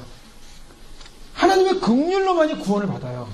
그렇기 때문에 구원은 바로 하나님의 긍휼이기 때문에 지금은 그 긍휼의 시대에 우리가 살기 때문에 이 말씀을 받을 수가 있고 말씀을 얻을 수가 있습니다. 그런데 환난의 시대가 되면 심판의 시대예요. 환난의 시대를 은혜의 시대라고 말하겠습니까? 은혜의 시대에 무슨 대환란을 당합니까? 환난의 시대는 무슨 시대입니까? 그는 말로 그냥 환난의 시대 이퀄 심판의 시대예요. 그래서 의로운 재판장, 심판장으로 오시는 겁니다. 그 무서운 분으로 오시는 거예요, 주님께서. 주님께서 심판의 옷을 갈아입고 내려오시는 겁니다. 긍휼의 시대에 주님을 맞이하는 사람은 주님을 신랑 예수님으로, 은혜의 주님으로 맞이하지만 그 은혜의 장막이 딱 거치게 되면, 은혜의 장막이 끝나게 되면 환난 시대는 심판의 시대예요. 그 심판의 주님으로 오시기 때문에 무서운 주님입니다. 그때는 긍휼이 사라지는 거예요. 그렇기 때문에 말씀이 없어. 말씀의 기갈로 는 사람들은요, 이제 점점, 말씀의 기갈이 온다는 뭡니까? 생명수가 흘러가지 않는다는 거예요. 말씀의 기갈이 온다는 것은 내 영이 살지 못한다는 것입니다. 내 영이 죽어가는 거예요. 영이 죽어가는 사람이 말씀을 찾고자 막 그 목이 말라가지고 점점점 정말 진액이 다 빠져가는 사람이 물 한 방울 얻기 위해서 쫓아다니는 것처럼 말씀의 진액이 많은 사람이 말씀을 찾고자 쫓아다니는데 말씀을 얻지 못한다. 얼마나 불행한 시대가 오는 것인가. 그래서 지금 긍휼의 시대에 저희가 말씀을 읽고 말씀을 묵상하고 말씀 가운데 거하고 말씀 앞에 기도하고 말씀 가운데 거하는 것이 얼마나 축복인가. 그 때문에 날마다의 삶 속에서 더 말씀을 가까이 하시고 이 말씀을 더 귀히 여기시고 이 말씀을 내 것으로 삼으시고 이것은요 사라지지 않는 거예요. 세상 지식은 다 떠나가지고 이 말씀은 영원하다고 말씀하셨어요. 우리가 천국 가면 이 말씀 가지고 가는 겁니다. 천국 가는데 말씀을 너무 몰라도 구원받을 수 있을 것이에요. 하나님의 긍휼과 은혜로, 믿음으로. 그렇지만 너무 아는 사람과 모르는 사람 차이가 있지 않겠습니까? 천국 가면 가만히 놀고 있는 게 아니에요. 주님을 알아가야 됩니다. 하나님을 영원토록 알아갑니다. 영원토록 배워가는 거예요. 그 영원토록 알아가는 신지식이 있어야 돼요. 하나님에 대한 신지식. 그 영원한 지식이 말씀을 통해서 지금부터 많이 공부한 분들은요, 많이 아신 분들은 천국 가서 조금 적응해야 좀 그렇지 않겠습니까? 근데 여기서 공부 안 하면 거기 가면은 좀 어려워요. 초급반부터 다시 들어가기 거기서 하셔야 되는데, 그러니까 이 말씀의 비밀과 지식을 아껴서 내 것으로 삼고 말씀의 그 오묘함을 알고. 예를 들면은 저희가 말씀을 묵상할수록 넓어지죠, 깊어지죠. 예를 들면 하나님의 사랑이다라는 말을 할 때요, 하나님의 사랑이 뭡니까? 사람마다 다 해석이 다를 거예요. 내가 느낀 사랑이 다를 겁니다. 내가 느낀 경험한 사랑이 다를 거예요. 그 사랑의 개념 자체가 다를 겁니다. 근데 그것이 얼마큼 될 것 같습니까? 어디까지가 사랑의 개념일 것 같습니까? 굉장히 그 주관식이에요. 네? 선택형이 아니라요. 이 사랑하면은요, 내가 표현할 수 있는 하나님의 사랑을 다 표현할 수 있는 거예요. 어디까지 표현하겠습니까? 그러니까 그 하나님의 영적인 지식과 영적인 지혜라는 것은 알면 할수록 깊어지고 넓어지고 깊어지기 때문에 그 넓이와 높이와 그 지식, 그 넓이와 깊이와 높이 이 모든 걸 측량할 수 없다고 했잖아요. 하나님의 그 거룩한 사랑을. 측량할 수 없는 하나님의 사랑을 거기서 배워가는 거예요. 그러니까 여기서도 그 주님의 깊은 사랑, 깊은 긍휼, 깊은 은혜, 진리의 바닷속에 들어가서 그 주님을 묵상하는 것이 얼마나 기쁜 일인가. 자, 주님께서 저에게 그런 기회를 주셨습니다. 긍휼의 기회, 하나님 말씀을 들을 수 있는 기회, 말씀을 묵상할 수 있는 기회. 그런데요, 환난 시대 사람들은 말씀이 없어서 기가 나요. 그 말씀을 찾아다닌다는 거예요. 그래서 많은 사람들이 환난 시대가 오면 성경도 다 없어질 것이다. 성경을 애워둬라. 막 이런 분들 많이 있잖아요. 그 왜냐? 환난 시대에 그만큼 이제 기가 시대가 온다는 거예요. 핍박 시대가 온다는 것입니다. 자, 이거 우리가 지금은 상상이 안 되는데요. 그런 시대가 올 거예요. 지금 북한에 있는 성도들이, 지하 교회 성도들이 성경 말씀이, 성경이 없어가지고, 제가 20년 전만 해도요, 제가 한국에 있을 때 극동방송이라는 걸 들으면은, 중국에 있는, 저 북한 위쪽에 있는 중국에 있는 성도들이요, 조선족 성도들이 그 극동방송을 듣는다는 거예요. 근데 극동방송 듣는데 성경이 없으니까 극동방송에 나오는 목사님들의 설교로 다 적어가지고 이제 모임할 때 그걸 그대로 읽는데요. 성경이 없으니까. 그리고 그 성경을 갖다가 이렇게 전해주는 선교단체가 있어요. 그냥 중국에다가 성경을 막 전파하고 북한의 조선족 통해서 또 이렇게 왔다 갔다 하는 사람한테 성경을 증거하고 막 이렇게 성경이 없는 거예요. 성경이 없을 때는 성경 한 구절만 알아도 그 한 구절만 가지고 묵상하고 애우고 그걸 기뻐하는 거예요. 그런 저런 공산주의 같은 전제 국가. 근데 앞으로 올 적그리스도 시대는요, 완전히 제도적으로, 완전히 모든 사람을 통치하고 모든 사람을 갖다 다 감시하지 않습니까? 그런 시대에 말씀이 다 없어지고, 말씀이 다 불태워지고, 요즘 미국에 있는 어느 목사님이 뭐 코란을 뭐 불태운다고 막 그러는데, 아마 이제 적그리스도가 등장하면 바로 기독교의 모든 성경을 다 불태우기 시작할 거예요. 너희가 우리의 경전을 불태웠지? 기독교인들 전부 다 잡아가지고 수용소에 집어넣고 성경은 전부 다 뒤져가지고 전부 불태우고. 자, 그런 시대에 어떻게 견디겠는가? 지금 이 말씀을 묵상하고 생명수의 강의 말씀을 통해서 우리 가운데 오고 그 하나님의 은혜를 누릴 수 있는 이 축복, 이것을 주님 오실 때까지 시간을 쪼개고 삶을 쪼개고 그래서 묵상하시고 기뻐하시고 그 생수의 기쁨을 넘치도록 누리시는 저 여러분 되시기 바랍니다. 그리고 이 빨리 왕래한다는 것은 또 다른 표현을 하면 지식이 증가하면서 빨리 왕래하게 되는데요. 지식이 증가한다. 사람이 빨리 왕래하고 지식이 더하래. 이 무슨 말씀입니까? 지식이 더한다는 이 말씀은요, 세상 지식을 말하고 있죠. 세상 지식은 점점 더 많아지고 있습니다. 공부하기가 점점 더 힘든 거예요. 세상 지식은 점점 많아지고. 근데 그 세상 지식은 하나님을 아는 지식에서 멀어지는 지식입니다. 세상 지식을 알면 할수록 하나님을 아는 지식에서 멀어지는. 그래서 디모데후 3장 7절에 항상 배우나 진리의 지식에 이를 수 없느니라. 자, 진리의 지식이 아니라 세상 지식을 항상 배우지만 점점 멀어지는 거예요. 지식의 증가야말로 마지막 때 가장 큰 특징인데, 이 지식이 많아지지만 빨라지지만 사람의 왕래가 빨라지면 결국 하나님을 알지 못하는 세대. 자, 이것이 이제 마지막 세대인데, 그런 마지막 세대 가운데 이 마지막 세대가 올 때까지 이 말을 감사하고 그때 드러날 것이다 라고 하면서 다니엘을 위로합니다. 그러면서 결국 다니엘은 궁금했어요. 이게 도대체 언제 일어날 것인가? 언제 이런 끝이 이룰 것인가? 궁금했죠. 그래서 5장 6장 5절, 6절, 7절 말씀 보면 다니엘이 천사 두 사람한테 이제 묻습니다. 다니엘이 본즉 다른 두 사람이 있어 하나는 강 이편 언덕에 섰고 하나는 강 저편 언덕에 섰더니 그 중에 하나가 세마포옷을 입은 자 곧 강물 위에 있는 자에게 이르되 이 기사의 끝이 어느 때까지냐고 하기로 내가 들은즉 그 세마포옷을 입고 강물 위에 있는 자가 그 좌우 손을 들어 하늘을 향하여 영생하시는 자를 가리켜 맹세하여 가로되 반드시 한때, 두때, 반때를 지나서 성도의 권세가 다 깨어지기까지 그렇게 되면 이 모든 일이 다 끝나리라. 다니엘이 참 궁금했어요. 도대체 마지막 때, 그 마지막이 언제입니까? 그랬더니 분명히 얘기했죠. 그 세마포를 입은 분, 바로 예수님입니다. 예수님이 그 좌우 손을 들어 하늘 향하여 영생하신 자를 맹세했어요. 반드시 이루어진다는 겁니다. 예수 그리스도가 맹세했어요. 맹세한 그 맹세가 뭐냐? 반드시 한때, 두때, 반때를 지나서 성도의 권세가 끊어질 것이다. 적그리스도가 요한계시를 보면 계약을 맺고 절반 지난 다음에 언약을 깨죠. 그러면 한때, 두때, 반때를 지나면서 핍박을 하는데 아주 그냥 끝까지 핍박을 합니다. 근데 오늘 다니엘서도 똑같은 말씀을 하고 있어요. 성도의 권세가 다 깨어지기까지. 자, 여기가 이제 참 성도들로서는 이 말씀을 받기 어려운 부분이에요. 우리가 지금 영광스럽게 신앙생활하다가 세상을 다 점령하고 오늘날 무처연주의적 문화관이 뭡니까? 오늘날 교회들이 꿈꾸는 하나님 나라는 뭐냐면요. 그 영적으로 해석한다고 해서 무처연주의 입장에서 요한계시록을 해석하는 사람들의 특징은 우리 그리스도인들이 이 세상 문화에서 정복하는 거예요. 정치, 경제, 사회 문화. 그래서 정복하는 거예요. 똑똑해져야 됩니다. 공부 잘해야 됩니다. 그래서 정치계도 가고 대통령도 되고 장군도 나오고 그래서 그리스도인들이 장군하면 장군 돼야죠. 과학자 또 돼야죠. 교수 돼야죠. 음악가 돼야죠. 그래서 미술, 음악 모든 세상 속에서 그리스도가 점령해야죠. 그래서 그리스도의 문화. 그럼 뭡니까? 세상이 그리스도로 인해서 그리스도인들이 이 세상 문화를 완전히 그리스도의 세상으로 바꾸는 것, 이것이 메시아의 나라 왕국. 그때 주님 오시옵소서요. 그때 우리가 다 만들어놨습니다. 주님 다 마련해놨습니다. 잔치상 다 마련해놨습니다. 이제 이 사람은 다 그리스도의 나라가 됐습니다. 주님 오시옵소서. 그때 오신다는 거예요. 근데 성경은 뭐라고 말하고 있습니까? 그 성경을 왜곡한 겁니다. 성경에는요, 인간들이 일상 모든 문화, 모든 상황들을 다 장악하고서 인간들에 의해서 그리스도의 나라가 온다고 얘기하고 있지 않아요. 거짓말하고 있는 거예요, 지금. 많은 목회자들과 신학들이 거짓말하고 있어요, 지금. 왜요? 성도들의 권세가 다 깨어진다 그랬어요. 이거 어떻게 살 거예요?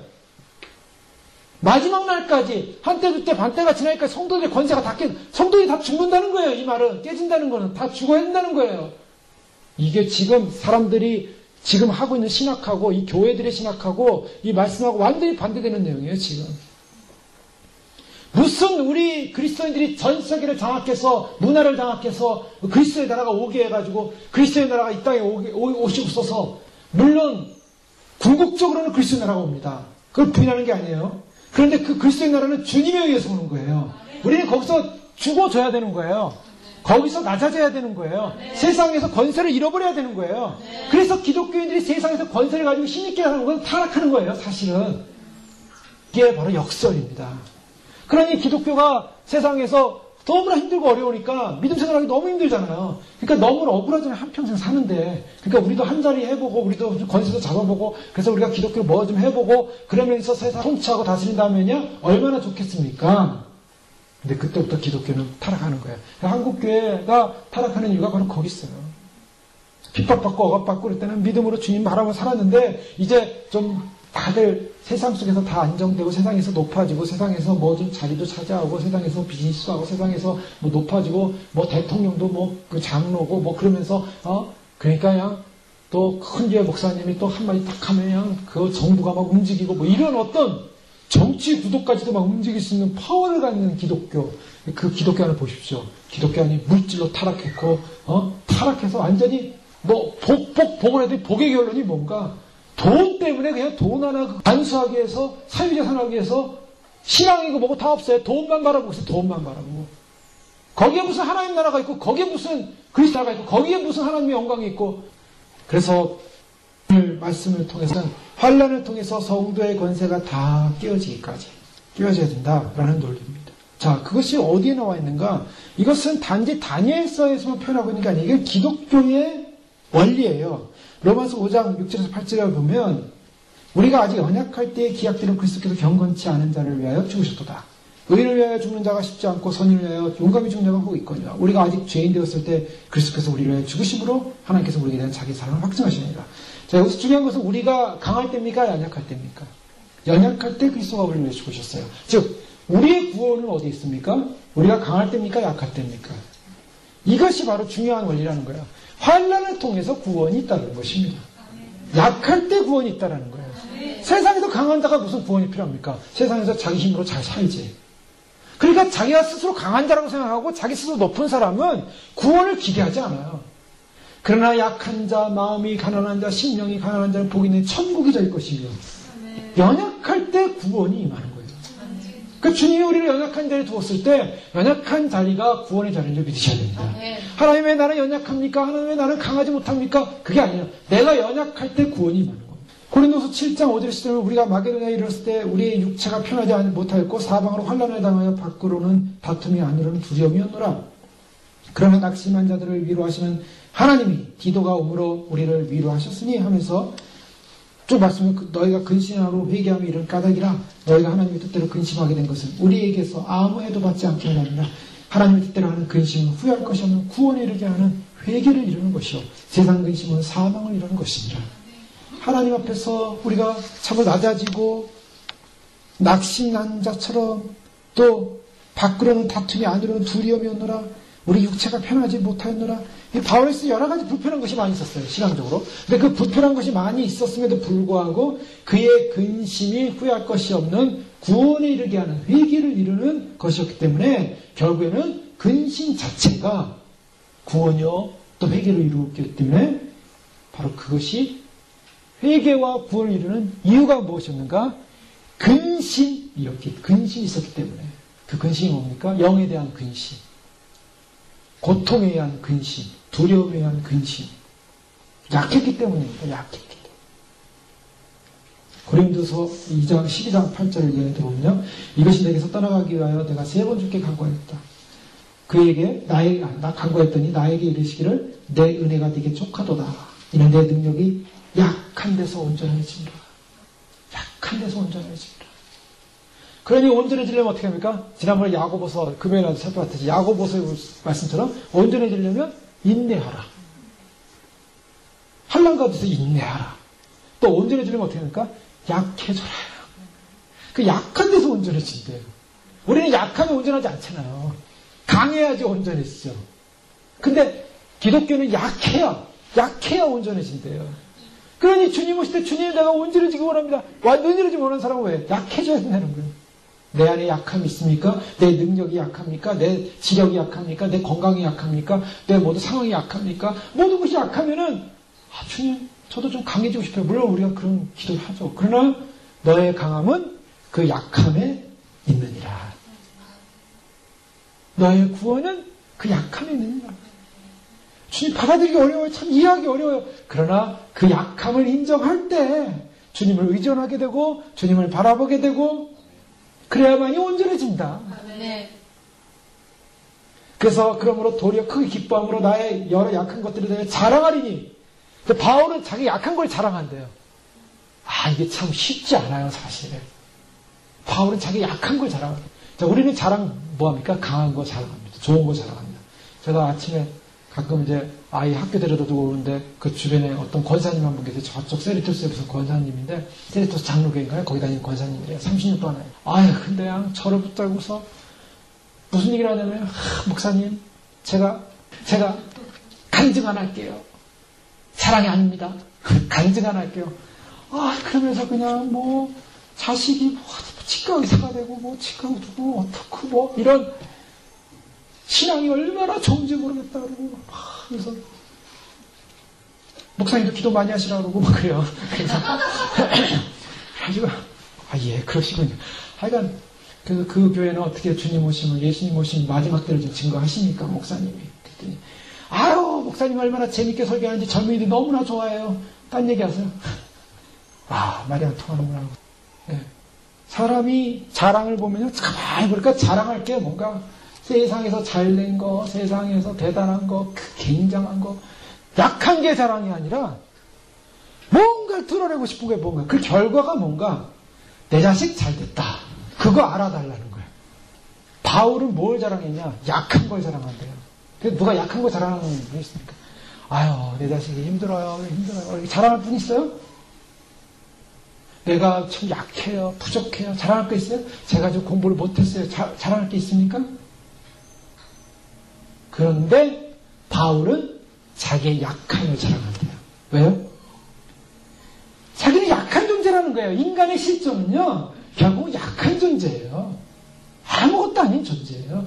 그 실존을 인정할 수 있는 것, 그것이 바로 나 자신을 바라보는 것이요, 하나님 앞에서 죄인된 자기의 모습을 바라보는 것이요, 바로 구원의 가능성이 있는 것입니다. 내가 대단한 존재고 내가 굉장한 사람이고 내 힘으로 모든 게 다 자랑거리면 무슨 구원의 그런 여지가 있겠어요, 거기에. 내가 부족하니, 내가 연약하니. 왜요? 이유가 분명합니다. 고린도서 12장 그 말씀에 보면 8장의 말씀에 이는 그리스도의 능력이 내게 머물게 하려 함이라. 내가 왜 약함을 자랑하는가? 내가 약해서 자랑이 아니라 약함 속에 그리스도를 의지하기 때문에 그리스도의 능력이 머뭅니다. 그러니까 주님, 저는 아무것도 아니지만 주님이 하셨습니다. 주님이 인도하고 계십니다. 주님이 동행하고 계시고 주님이 도와주십니다. 주님이 그 약한 가운데 함께하고 계신 줄 믿습니다. 바로 이것이 우리의 강함이라는 거예요. 내가 그리스도의 약한 것들과 능력과 궁핍과 박해와 곤고를 기뻐하노니 이는 내가 약한 그때 강함이라. 그리스도를 위해 내가 약함을 자랑하기 시작하고 그리스도를 위해서 받는 고난을 자랑하기 시작하고 그리스도를 위해서 받는 그런 연약함을 해서 기뻐한다면 그리스도가 내 안에 나타나는 것이고 그리스도가 나타남으로 말미암아 그때 내가 강하게 된 줄 믿습니다. 주님 그거 자랑하겠습니다. 나의 약함을 자랑하겠습니다. 우리가 우리 자신을 볼 때 자랑할 것이 많이 없어도 그것이 자랑인 줄 믿습니다. 주님 나는 자랑할 거 없지만 주님 자랑하겠습니다. 내가 주님 의지합니다. 사랑할 게 없으니 주님 붙잡겠습니다. 로마서 3장 19절에서 26절에 말씀 보면 우리가 알거냐 무릇 율법이 말하는 바는 율법 아래 있는 자들에게 말하는 것이니 이는 모든 입을 온 세상으로 하나님의 심판 아래 있게 하려고 율법의 행위로 그 앞에 의롭다 하심을 얻을 육체가 없나니 율법으로는 죄를 깨달음이니라. 이제는 율법 외에 하나님의 한 의가 나타났으니 율법과 선지자들에게 증거를 받은 것이라. 곧 예수 그리스도를 믿음으로 말미암아 모든 믿는 자에게 비치는 하나님의 은이 차별없느니라. 모든 사람이 죄를 범하였으면 하나님의 영광에 이르지 못하더니 그리스도 예수 안에서 성령으로 말미암아 하나님의 은혜로 값없이 의롭다 하심을 얻은 자가 되었느니라. 이 예수를 하나님이 그 믿음으로 말미암아 화목제물로 세우셨으니 그래서 하나님의 은혜로 하심을 받았다. 우리가 어떤 존재인가? 우리가 연약한 존재고 부족한 존재지만 우리가 의롭다 하심을 받는 그 근거가 하나님의 은혜였다고 말씀하고 있습니다.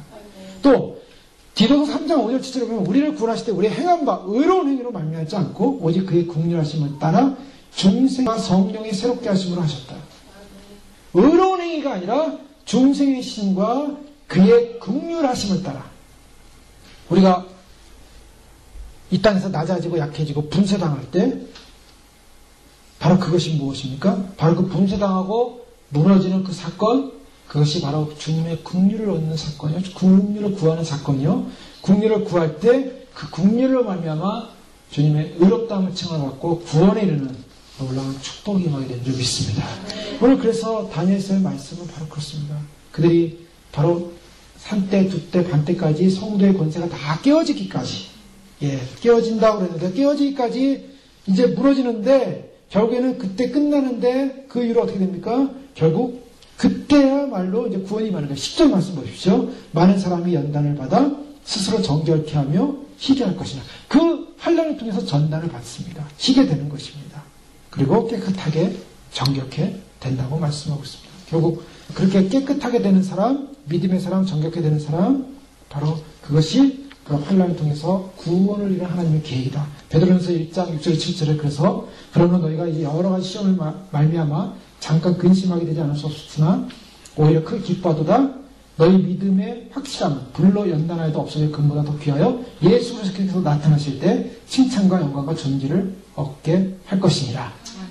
믿음의 확실함은 불로 연단되었기 때문에. 근데 어떤 사람들은 뭡니까? 결국 불로 연단되지 못하고 미혹되어서 악의 길을 행한다고 말하고 있어요. 그 다음에 보면요. 똑같은 환난 속에서 어떤 사람은 연단돼서 희게 돼서 구원을 받는데 어떤 사람은 오히려 악한 길을 갑니다. 그래서 악한 사람은 10절 말씀 악을 행하리니 악한 자는 아무도 깨닫지 못하되 오직 지혜있는 자는 깨달으려. 악을 행하는 사람은 어떻습니까? 악을 행하는 사람은요.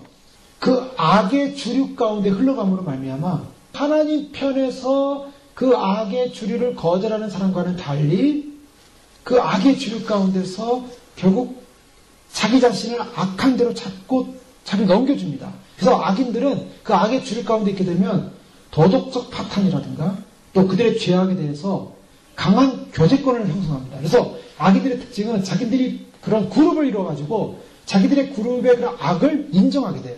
그 악을 인정함으로 말미암아 결국 그 악의 길로 계속가는 것입니다. 그래서 악한 존재들은 그런 그룹을 형성하게 되죠. 도덕적 양심을 희석시킵니다. 그래서 악한 자들은 계속 악의 길로 걸어가는 그런 모습. 환난 때 바로 악한 자들은 그런 악의 군집을 이루어가지고 그 악을 계속 행할 것입니다. 그러나 믿음의 사람들은 그 악에 대해서 거절함으로 말미암아 그 거절되는 그 고통과 어려움들을 극복함으로 결국 거룩하게 되고 정결하게 되고 깨끗하게 되고 씻어지게 될 것입니다. 그러면서 이제 그렇게 분류가 되는데 그렇게 크게 분류되는 것입니다. 정결케 되는 사람과 악을 행하는 사람. 그러면서 결국 제사를 폐하고 11절에 멸망케 할 미운 물건을 세울 때부터 1290일을 낼 것이요. 이제 적그리스도가 성전에다가 우상을 만들고 자기를 섬기라고 그렇게 말하고 나서 1290일을 지나고 45일을 더 기다려서 1335일까지 기다린 사람. 그 사람은 바로 복이 있다. 즉 마지막을 기다린 사람 복이 있다. 자, 이 사람들은 어떤 사람들입니까? 끝까지 이제 마지막 시대에 남아서 유대인으로서 구원을 받을 백성들, 더 나아가서 특별히 하나님께서 마지막 시대에 사명의 길을 주셔서 사명자로서 끝까지 주님 오실 때까지 적그리스도가 다 장악되어지고 또 마지막 역사가 마무리될 때까지 그렇게 남는 바로 그 사람은 복이 있다 하면서 다니엘에게 13절에 보면 너는 가서 마지막을 기다리라. 자, 마지막이 두 가지입니다. 개인적인 죽음, 정말 이제 세상 떠날 때가 됐다는 거예요. 근데 그것을 기다리는 것과 또 한편의 이 역사적 사건을 통해서 보면 바로 그날을 기다리라는 것입니다. 이는 내가 평안히 쉬다가 끝날에는 내 업을 누릴 것입니다. 자, 무슨 말씀입니까? 쉬다가 편안히 쉬다가 끝날에는 쉰다는 건 이제 마지막을 기다리는 것은 그가 세상을 떠나는 거예요. 그래서 쉬다가 내 업이라는 이 업이 뭐냐? 그의 인헤리턴스, 기업입니다. 상급이에요. 즉 적그리스도가 정한 때까지 성도들을 핍박하고 고통스럽게 환난을 겪게 하지만 그러나 그 역사의 마지막이 딱 끝나게 되면 그때는 무엇이 주어집니까? 그때는 상급이 주어지는 거예요. 다니엘에게 바로 그 상급을 주겠다는 거예요. 그래서 그걸 기다리라. 자, 마지막 이 땅의 역사가 끝나고 주님이 영광스럽게 재림하시면서 지상 재림하시면서 천년왕국이 이루어질 때 바로 그분들에게도 다니엘 같은 분들에게도 증인들에게도 또 휴거 백성들, 순교자들 이런 분들에게 주님의 영원한 내 몫을 내 업을 누릴 것입니다. 주님께서 상급, 기업을 주시겠다고 약속하시는 것입니다. 바로 믿음으로 살았던 그 믿음의 사람. 지상에서는 그가 고통과 어려움을 당하고 죽음의 위협 가운데 부활을 경험했지만은 그런 얼마나 힘들고 어려운 계시의 묵시의 삶을 살았습니까? 그런데 그의 결론은 뭔가? 영원한 이네리턴스, 영원한 기업을 얻게 되는 것입니다. 자, 우리는 이 시대, 마지막 시대에 마지막 주님의 오심의 묵시를 알고 그것을 증거하면서 환란의 믿음의 연단의 싸움을 싸우고 있습니다. 우리는 우리 자신을 희귀하고 정결케 하기 위해서 노력하고 있습니다. 그래서 참으로 그 대환란에 유대인이 받을 그 대환란에 들어가는 것이 아니라 우리는 그 대환란 전에 은혜의 시대, 공륜의 시대에 주님 앞에서 예비되어 있다가 주님이 주시는 영광스러운 첫째 부활 사건 때 휴거되어 주님을 맞이하게 될 줄을 믿습니다. 바로 그런 믿음을 가진 사람에게 바로 주님의 지상재림과 함께 이 땅에서 천년왕국이 이루어지는 사건 이후에 백보자 심판 후에 하늘과 새 땅이 이루어질 때 주님께서 우리에게 우리의 몫을 주시고 바로 영원토록 주님께서 누리게 할 것이라. 다니엘은 바로 그것을 보고 있었던 것이죠. 그러니까 아무런 희망이 없었습니다. 민족이 해방돼서 돌아간다 할지라도 그들의 앞에는 미래적 종말은 너무나 고통스러운 환란이 있고 너무나 큰 제국들 사이에서 이스라엘은 고통을 당하게 돼 있고 너무나 마지막에 종말이 끝까지 성도의 권세가 깨어지는 고통 가운데 있는 것을 눈으로 보면서 너무나 고통스럽고 너무나 괴로웠고 너무나 슬퍼했습니다. 그런데 그 마지막의 결론이 무엇인가? 그 마지막의 결론은 주님께서 바로 역사의 마지막이 이루어지고 성도의 권세가 깨어지지만 주님께서 그 가운데서 쉬고 정결케 할 사람을 구원시키고 환난을 통해서 구원시키고 죄의 역사를 마무리한 다음에 주님의 영원한 기업을 주셔서 영원한 주의 나라를 이룰 것이다. 바로 이스라엘의 구원의 영광스러운 나라를 이룰 것이다. 그 부활의 약속의 소망을 주고 계십니다. 우리는 이 역사의 시점에서 바로 다니엘이 예언된 바로 그 마지막 시대에 와 있어서 그 마지막의 그런 현장에 와 있습니다. 그 현장 앞에서 반드시 주 앞에 준비되어지고 정결케 되어서 우리도 참으로 주님이 주실 주님이 주실 주님이 우리 바로 그 기업을 소망하면서 주님 오시는 날 우리가 영광스럽게 은혜의 시대 휴거 영광에 동참하고 바로 이후에 주님과 함께 다시 지상 재림할 때 바로 이 지상에서는 바로 이런 대환란의 역사가 있지만 그때 얻어지는 구원과 함께 그 백성들과 함께 영원한 주의 나라에 동참하시는 그런 믿음으로 연약함을 통해서 구원을 완성시키시는 주님의 약속을 믿으시고 끝까지 우리의 연약함 속에서 신앙을 지키시고 끝까지 감사하시고 끝까지 믿음의 싸움, 인내의 싸움에 승리하심으로 주님의 영광스러운 첩보에 참여하는 저희 여러분들 지금 주님을 축원합니다. 기도하겠습니다. 이 시간 기도하시겠습니다. 기도하실 때 주님 그렇습니다. 참으로 저희가 영광스러운 주의 나라, 주의 영광, 그 부활의 영광을 소망하면서 지금까지 달려왔습니다. 주님, 이 부활을 얻기 위해서는 반드시 고난이 있고 환난이 있고 시험이 있고 주님 연단의 과정이 있고 참으로 연약함의 단계가 있고 아버지 참으로 우리가 반드시 통과해야 될 죽음과 같은 주님의 긍휼 없이는 통과할 수 없는 그런 길을 간다 할지라도 주님 그러나 주님이 우리를 다시 살리셔서 주님께서 우리를 산채로 살리셔서 주님 영원한 산 부활의 증거인 휴거의 것 가운데 우리를 인도하실 줄 믿습니다. 그 소망을 달려갑니다. 이스라엘 당할 역사적인 대환란에 우리가 들어가는 것이 아니라 주님이 이미 베풀어주신 구원의 영광의 척벌에 참여할 수 있는 그 믿음으로 예비되어지게 하시고 그 묵시와 계시를 받았사오니 그것을 증거하게 하시고 하나님 역사 가운데 구원받는 놀라운 믿음으로 승리케 하여 주시옵소서. 정결케 되어지고 희게 되어지고 깨끗하게 되어지게 하시고 마지막까지 믿음으로 승리하여 저 앞에 영광 돌리게 하여 주시옵소서. 주여 믿습니다. 함께 기도하겠습니다. 할렐루야. 아버지 하나님 감사합니다. 주님께서 우리를 부르셔서 아버지 거룩한 영광 가운데 인도하여 주시고 아버지 주의 나라와 영광을 소망하면서 믿음으로 주를 바라보게 하시니 감사합니다. 아버지 하나님 주님을 의지하게 하시니 감사합니다. 아버지 하나님 주님 안에서 믿음으로 아버지 하나님 주를 바라보게 하시고 주의 나라 주의 영광 주의 소망 믿음으로 바라보며 달려갈 때 하나님 위대한 역사 보게 하여 주시고 하나님 놀라운 소망의 역사 보게 하여 주시고 아버지 하나님 참여주님 다니엘의 마지막 부활의 영광에 아버지 하나님 구원 가운데서 아버지 고난 가운데서 절망 가운데서 환난 가운데서 구원을 얻는 놀라운 부활의 소망을 보았던 것처럼 아버지 하나님 참으로 그 구원의 소망 부활의 소망 영광의 소망을 볼 수 있도록 하나님 축복하여 주시옵소서. 주의 영광 가운데 임하여 주시고 하나님의 생명 가운데 임하시고 하나님 놀라운 주의 영광 가운데 은혜 가운데 임하여 주셔서 반드시 우리가 믿음으로 승리하여 말씀으로 승리하여 하나님 놀라운 은혜 가운데 승리하시고 그 믿음으로 승리하게 하시고 연단 가운데 승리하여서 아버지 끝까지 믿음으로 승리하여서 거룩한 소망 가운데 승리하여서 거룩한 믿음 가운데 승리하여서 아버지 하나님 참으로 주님처럼 그 놀라운 소망으로 회복될 수 있도록 아버지 도와주시옵소서. 우리를 아버지 구원하시는 하나님 놀라운 계획을 믿습니다. 하나님 우리를 구원하시는 놀라운 역사를 믿습니다. 아버지 우리를 구원하시는 놀라운 소망으로 감사합니다. 아버지는 주님의 그 참으로 소망으로 말미암아 우리의 연약함을 극복하게 하시고 나의 약함 가운데 강함이 있다고 고백한 것처럼 주여 아버지 참 약하지만 강함으로 기뻐하게 하시고 아버지 약하지만 강함으로 기뻐하게 하시고 약하지만 강함으로 기뻐하게 하시고 하나님의 영광 주의 영광 바라보며 마지막을 승리하게 도와주시옵소서. 아버지 하나님 마지막의 영광 주의 영광 소망하게 하여 주시옵소서. 주의 영광으로 소망하게 하여 주시옵소서. 할렐루야 감사합니다. 주님 영광 바라보며 믿음으로 승리하게 하여 주시옵소서. 주님 감사합니다. 주님께서 주의 영광의 나라 주님의 의의 나라 주님의 생명의 나라 주님의 구원의 나라 소망하면서 반드시 믿음으로 싸워 승리할 수 있는 저희의 믿음이 되어지게 하여 주시고 아버지 하나님 주님 나라 안에서 결국 반드시 주의 영광 가운데 주의 영광 가운데 주의 나라 가운데 승리할 수 있는 그 믿음으로 싸워 승리할 수 있도록 하나님 축복하여 주시며 하나님 나라 영광 가운데 우리가 참으로 마지막까지 믿음을 지켜서 아버지 하나님 참으로 주님 끝까지 믿음을 간수하여 마지막 때 이루신 아버지 하나님 계시의 인봉된 계시가 이루어지고 아버지 하나님 참으로 구원의 놀라운 날이 이루어질 때 그 영광의 소망으로 주 앞에 달려가게 하여 주시고 그 영광의 소망으로 주 앞에 달려갈 수 있는 믿음으로 주 앞에 설 수 있는 귀한 믿음자들이 되어지게 도와주시고 아버지 하나님 주의 나라 주의 영광 하나님의 나라 생명으로 말미암아 주 앞에 만들 수 있는 귀한 믿음자들로 세워져서 아버지 하나님 참으로 우리가 끝까지 믿음에 승리하며 끝까지 말씀에 승리하며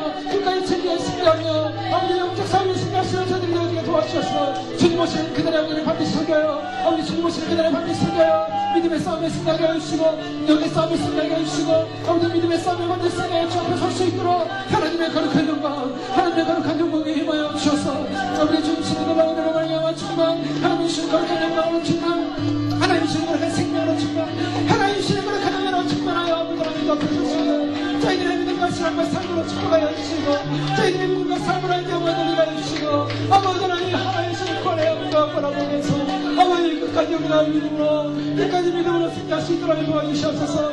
아버지 하나님 외로운 길을 가고 있습니다. 많은 아픔과 고난을 기도하십니다. 우리 여신이 너무나 부족할 때 부여운도 많이 시소를 고백합니다.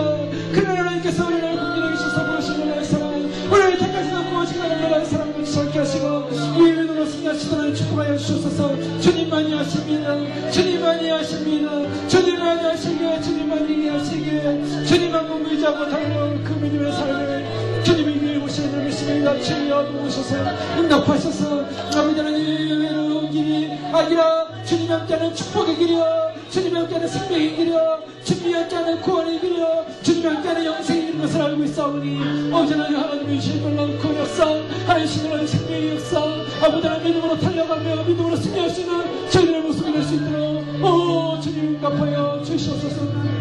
할렐루야 할렐루야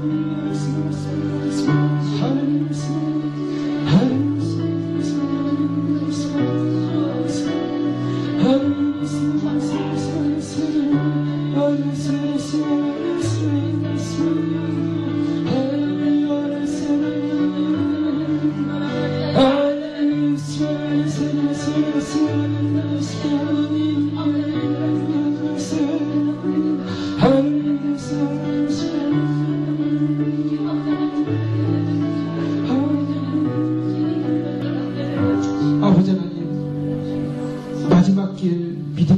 달려가고 있습니다. 주님만이 아시고 주님만이 위로하시고 주님만이 함께 하시는 길입니다. 주님, 참으로 주님 모심을 알고 주님 사랑하기에 영원한 영광, 주님이 이루신 구원의 그 영광을 기뻐하면서 찬양하기 위하여 주님 뵙기 위하여 믿음으로 달려온 이 길 끝까지 지치지 않고 승리하게 축복하여 주옵소서. 이제 그 시간이 임박하고 있습니다. 다가오고 있습니다. 세상은 그걸 알지 못해도 주님 저에게 그걸 알려주셔서 그를 준비케 하여 주셨습니다. 아버지, 놓치지 않게 하여 주시고 끝까지 주님이 좁은 길 속에서 주의 영광을 보게 하여 주시고 주님 끝까지 주님 사랑함으로 가는 이 길 기쁨으로 감사함으로 승리케 하여 주시옵소서. 외롭지 않은 길인 줄 믿습니다. 기쁜 길인 줄 믿습니다. 때로는 아버지는 힘들고 지친다 할지라도 우리의 연약함 속에서 평안한다 할지라도 우리의 부족함 속에서도 주님 참으로 실수한다 할지라도 주님이 위로하시고 주님이 덮어주시고 주님이 회복시켜 주셔서 주님 끝까지 승리하여 반드시 주여 오시는 날 그날의 주 앞에 설 수 있도록 축복하여 주시옵소서. 하나님 함께 하신 줄 믿습니다. 우리 교회 예수사랑교회 사랑 우리 귀한 권사님 지사님들 주님 모든 아버지 하나님 참으로 주님 오시는 그날까지 믿음으로 이 믿음 승리하여서 함께 영광 가운데 올라가게 하여 주시옵소서. 모든 가족들 자녀들 함께 올라가게 하여 주시옵소서. 이 소망으로 승리하게 하여 주시옵소서. 주님 보셔서 감사합니다. 믿음 주셔서 감사합니다. 주님 끝까지 주님 생명 다해 주님 사랑하여 그날 서게 하여 주시옵소서. 할렐루야. 영광 받아 주시옵소서.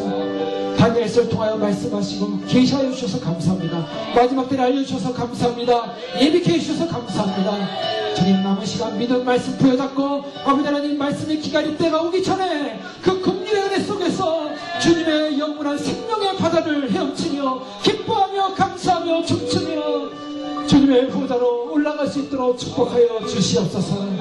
영광을 주께 올려드리며 우리 원하신 예수님의 이름으로 감사하며 기도하옵나이다. 아멘.